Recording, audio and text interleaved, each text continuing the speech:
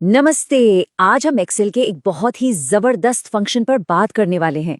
एक ऐसा फंक्शन जो किसी को भी बिना किसी मुश्किल कोडिंग के अपने खुद के फॉर्मूला बनाने की पावर देता है। कभी सोचा है कि क्या हो अगर हम सम या एवरेज जैसे फॉर्मूले एक्सेल में खुद बना सके? मतलब अपने काम के हिसाब से बिल्कुल पर्सनल और बार बार इस्तेमाल होने वाले फंक्शंस। आज हम इसी कमाल की चीज को समझने वाले हैं। और इस सवाल का जवाब है लैम्डा फंक्शन। सीधे शब्दों में कहे तो ये एक्सेल का वो टूल है जो हमें अपने खुद के कस्टम फंक्शंस बनाने में मदद करता है, एकदम नए, अपनी जरूरत के हिसाब से। तो आज के सफर में हम क्या क्या देखने वाले हैं?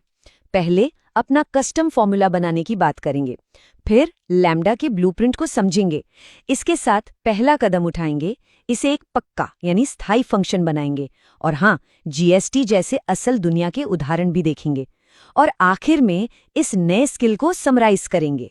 तो चलिए अब सिर्फ एक्सेल के बने बनाए फंक्शन इस्तेमाल करने वाले से आगे बढ़कर खुद एक फंक्शन क्रिएटर बनते हैं। अच्छा, किसी भी फंक्शन को यूज करने से पहले ना उसका स्ट्रक्चर यानी कि सिंटैक्स समझना बहुत जरूरी होता है। तो आइए लैम्डा के ब्लूप्रिंट को डिकोड करते हैं। लैम्डा का सिंटैक्स देखिए, बहुत ही सीधा साधा है। इसमें मेनली दो हिस्से होते हैं। पहला है पैरामीटर और दूसरा है कैलकुलेशन या गणना। अब ये पैरामीटर और गणना हैं क्या? बहुत आसान है। पैरामीटर मतलब वो इनपुट जो हम फंक्शन को देंगे, जैसे कोई नंबर या सेल का एड्रेस, और गणना का मतलब है वो फॉर्मूला जो इन इनपुट्स पर काम करेगा, मतलब क्या करना है। बातें बहुत हो गई, अब इसे एक्शन में देखते हैं। एक बिल्कुल सिंपल से एग्जाम्पल के साथ शुरू करते हैं ताकि ये कॉन्सेप्ट एकदम क्रिस्टल क्लियर हो जाए। मान लीजिए हमारे पास दो नंबर्स हैं, सेल A1 में है 10 और सेल B1 में है 20, और हमारा काम है इन दोनों को जोड़ना।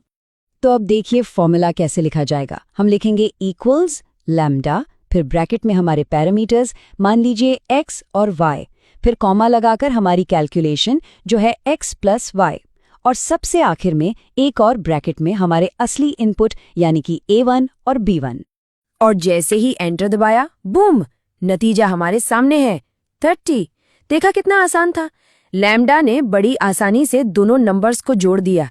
और ऐसा नहीं है कि ये सिर्फ दो नंबरों के लिए है, इसे कहीं भी इस्तेमाल कर सकते हैं, जैसे स्टूडेंट्स के मार्क्स जोड़ने के लिए।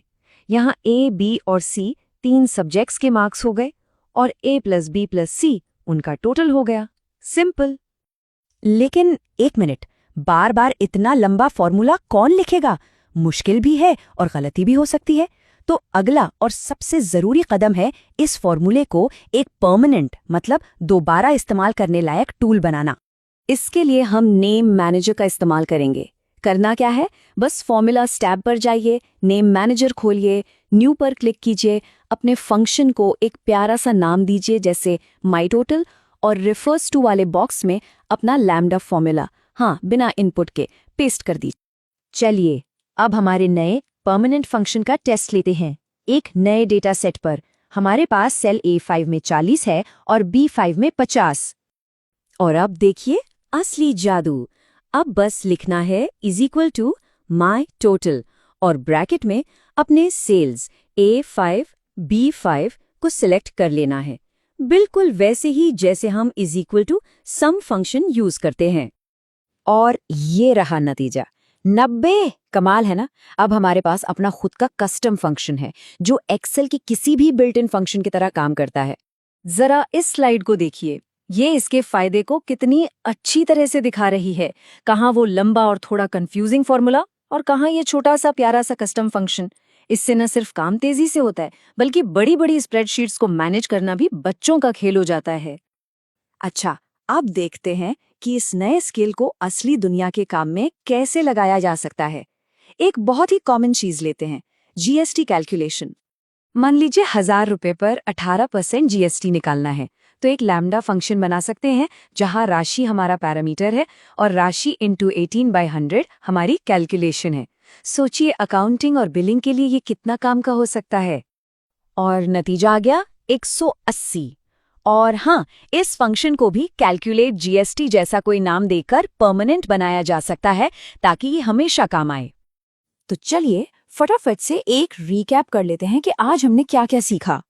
हमने जाना कि लैम्डा असल में एक कस्टम फंक्शन बिल्डर है।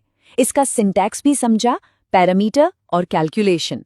हमने सिंपल मैथ से लेकर जीएसटी तक के प्रैक्टिकल उदाहरण देखे।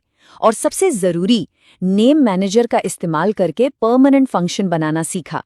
याद रखिए, इससे सिर्फ मुश्किल फॉर्मूले आसान नहीं होते, बल्कि गलतियों के चांस भी कम हो जाते हैं और स्प्रेडशीट को मेंटेन करना बहुत आसान हो जाता है। तो अब जब ये पावरफुल स्किल हाथ लग ही गया है, सवाल ये उठता है कि अब अपनी ज़रूरतों के हिसाब से कौन-कौन से कमाल के और पावरफुल फंक्शन बनाए जा सकते हैं। सच कहूं तो संभावनाओं की कोई सीमा नहीं है।